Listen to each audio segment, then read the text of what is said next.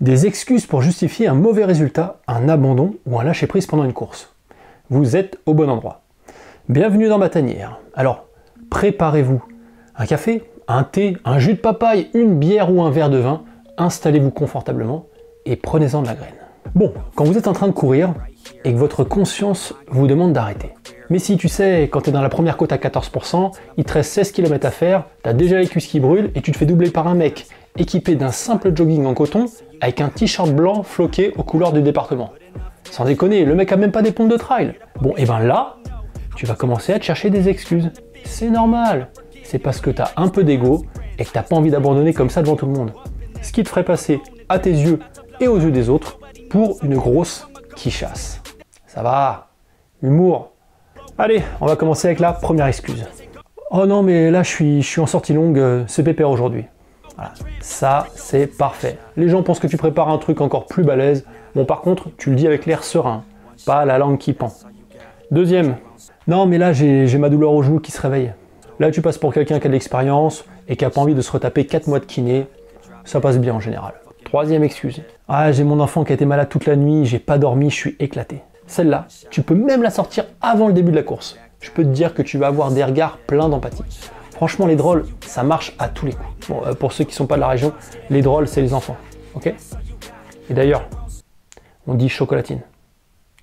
Quatrième, bon, celle-là, il y a un peu de gestuelle en plus. Tu boites légèrement quand on te regarde et tu te frottes l'arrière de la cuisse. Et tu dis, ah putain de douleur à l'ischio. Là, tu passes pour un prof de SVT. Il n'y a pas la moitié des gens qui connaissent le muscle. Cinquième, on reste dans le domaine du genou.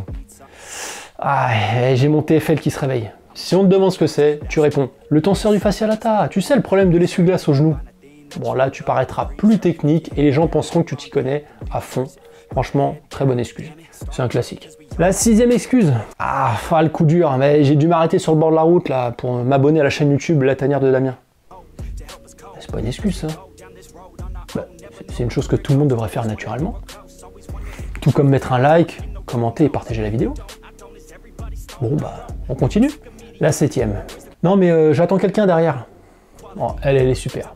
Tu passes pour quelqu'un de plus fort et en plus de gentil parce que tu attends quelqu'un qui est derrière. Alors qu'évidemment, il n'y a personne derrière. Huitième excuse. Ah, aujourd'hui, c'est foutu. J'ai une amorose fugace. Bon, là, tu passes carrément pour un médecin. Et la personne a tellement rien compris qu'elle te regardera avec des yeux un peu vides. C'est normal. Neuvième excuse. Ah, putain, j'ai des courbatures du crossfit d'hier. Bon, là, tu passes pour un grand sportif qui, en plus de courir, fait de la musculation. Ça passe crème. Petite dédicace à J-Fit Running. Et la dixième excuse de la vidéo. Ah non, mais moi, je filme le parcours. Bon, bah là, tu passes pour un gars qui fait un reportage sur la course et qui parle en même temps qu'il court. Les gens sont assez compréhensifs en règle générale. Bon, après, pour celle-là, il faut courir avec une caméra. Et voilà, monsieur, dame, maintenant, vous pouvez prendre le départ d'une course sans avoir le stress de la défaillance ou de l'abandon. Dans une course, certes, il faut une bonne prépa, des bonnes chaussures, une bonne alimentation, mais il faut également, au cas où, une bonne excuse. Ne me remerciez pas, c'est cadeau. Allez, je vous dis à la prochaine. N'oubliez pas d'aller faire du sport et surtout, n'oubliez pas que la douleur, c'est dans la tête. Ciao!